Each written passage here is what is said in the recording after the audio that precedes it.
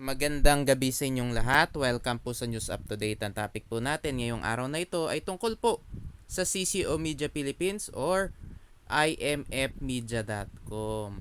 Kasi nga, 'di ba, may buy one take one na sila at may pangakong 50% daily profit na. So exit scam na ba 'yan?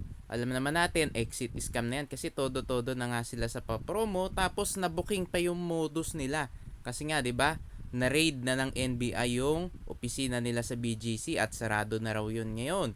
Tapos, na-booking din natin na peke yung pinapakita nilang dokumento na BSP registration daw nila. At natuklasan din natin na hindi sila talaga konektado doon sa Clear Channel Outdoor na nasa Amerika. Tapos, naglabas na rin ng advisory ang Securities and Exchange Commission laban po sa scam na CCO Media or CCO Media Philippines o Clear Channel Outdoor Asia Corp. So booking na nga ang modus ng CCO Media Philippines. Kaya daw sila magbibigay ng buy one take one na promo dahil daw gusto daw nila mag-give back do sa majority ng kanilang users at increase revenue and help users promote better. New and old users can now enjoy daw buy one take one activity when purchasing NFC advertising products. At syempre, meron silang pang-hype dyan na limited lang yung quantity, so kailangan daw bumili ka agad kasi nga patakbo na sila. Kaya talagang todo-todo na sa pang-hype, talagang marami na mga pa-promo, mga panloloko yang CCO Media Philippines. Alam natin na pataob na po yan kasi talagang todo-todo na sa pa-promo tapos bistado na rin yung modus nila. Kaya nga mga kababayan, umiwas na po kayo dyan. Kung kayo po ay nakapag-invest dyan, mag-withdraw na po kayo. Humingi na po kayo na refund. At kung kayo po ay nagbabalak sumali dyan, wag na po. Dahil yan po ay scam. Alam naman natin talaga na scam yan. At marami lang ang ayaw pang maniwala kasi may payout pa daw. Pero alam naman natin na yung payout na yan ay natatapos din kapag tumakbo yung mga pasimuno ng scam company na yan.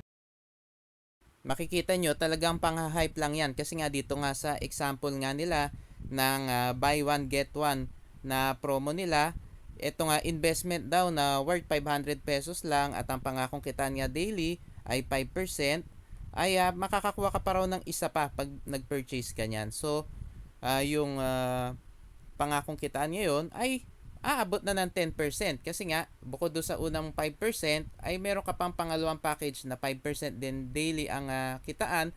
So 10% ang ibibigay nilang kitaan araw-araw dun sa kanilang user. Bukod pa dun sa pangako nilang package na 50% naman na daily profit. So dyan pa lang po mga kababayan, too good to be true na yung kanilang pangakong kitaan. At meron din siyempre commission, di ba? Meron silang DRB or direct referral bonus na pinapangako doon sa mga users nila. 'Di ba hina-hype nga nila yung pag-i-invite, 'di ba? Meron nga daw DRB kapag nag-invite ka at required na kasi kapag di ka raw nag-i-invite ay tatanggalin ka doon sa system. So hindi ka na raw kikita. Kasi nga gusto na nga nila maabot yung quota nila kaya nga hina-hype nila yung mga members na talagang mag-invite at magdagdag ng investment. Yan po ang ginagawa ng mga companies kapag patakbo na. Ganyan po ang ginawa ng A-Power noon. Ganyan din po ang ginawa ng Mocha Farm. So mga kababayan, talagang patakbo na po yung scam na CCO Media. Kaya po mga kababayan, umiwas na po kayo dyan. Huwag po kayo magpapadala doon sa hype. Huwag po kayo magpapadala doon sa mga promo. Kasi binobola lamang kayo niyan. Kapag naabot na nila yung quota nila, bigla na lamang po yung maglalaho. So, ito naman yung package nila na nag-o-offer ng 50% daily profit. So, 8,000 pesos lang daw ang investment at ang kitaan nga ay 50% or 4,000 pesos daily. At ang total daw na kikitain mo after 90 days ay 360,000 pesos. So, dyan pa lang po mga kababayan, makikita nyo, scam na scam po yan kasi napaka-imposible naman na makapagbigay ng ganyang kalaking kitaan sa loob lamang ng isang araw. Lalo na sila nga ay nang hihingi ng investment pero ang laki-laki na ibibigay nila. Hindi pa nila nagagamit yung pera ay kailangan na nila magbigay ng profit o dividend. So dyan pa lang po mga kababayan, talaga makikita nyo, scam talaga yung CCO Media at talagang nang hype lang at isa pong Ponzi scheme. Ibig sabihin, yung ginagamit na pang payout do sa mga naunang investors ay galing lamang po sa pay-in ng mga bagong investors. Kaya sigurado pong tataob yung ganyang klase ng scheme. Mga kababayan, basta po too good to be true ang pangakong kitaan ay scam po yan. Yun nga pong double your money sa loob ng isang buwan ay talaga scam na. Lalo na po yan na madodoble yung pera mo sa loob lamang ng 4 na araw kasi nga 50% daily profit. So dyan pa lang po talagang kumpirmadong scam na scam po yung CCO Media at talaga namang scam yan. Kasi marami na po tayong natuklasan tungkol nga dyan sa scam na CCO Media, di ba? Ang dami nating mga nakitang mga ebidensya na talagang scam yan at puro nga panloloko, puro mga false claims lamang. Kaya nga mga kababayan, umiwas na po kayo dyan sa mga ganyang mga investment schemes. Dahil mari sa umpisa, padamahin kayo, bigyan kayo ng payout. Pero sigurado po, sa huli, tatakbuhan po kayo niyan. Mga kababayan, nakailang bigay na po kami ng paalala tungkol nga po dyan sa CCO Media Philippines. Alam namin na yan po ay isang scam at isa po yung Ponzi scheme kaya ilang beses na po kami nagbigay ng paalala. 'Di ba? Ilang mga pag-debunk na po ang ginawa namin diyan. Yung peking BSP registration na booking namin, tapos hindi rin naman talaga insured yung kanilang mga investment products, isa na naman false claims nila yon. Tapos di rin sila connected doon sa Clear Channel Outdoor na nasa Amerika at kinasuhan na rin sila ng Clear Channel Outdoor na nasa Amerika. Kaya na-booking din natin na kinasuhan na nga ng Clear Channel Outdoor na nasa Amerika yung peke at scam na CCO Media kaya ni-raid na sila ng NBI at yung opisina nga ng CCO Media sa BGC ay sarado na raw. So ayan po mga kababayan talaga na booking natin yung modus ng CCO Media. Naglabas na rin ng advisory ang Securities and Exchange Commission laban po sa CCO Media o CCO Media Philippines or Clear Channel Outdoor Asia Corp.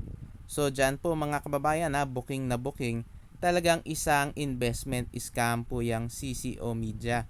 Mga kababayan, dapat umalis na po kayo dyan para hindi po kayo magsisi kasi kapag kayo po ay patuloy pa rin dyan sa pag-i-invest dyan sa CCO Media at na-hype pa kayo doon sa kanilang pa-promo, kawawa po kayo kasi tatakbuhan na po kayo niyan kasi hindi na po nila kaya ibigay yung pangako nilang kitaan dahil napakalaki nung 50% daily profit tapos meron pang mga offer na buy one take one, napaka-imposible po niyan. Ganyan din po ang ginawa ng Mocha Farm, 'di ba? Nang hype sila, mayroon din mga ganyang promo at pagkatapos nga ng promo, tumakbo na kasi hindi naman nila kaya ibigay yung pangako nila.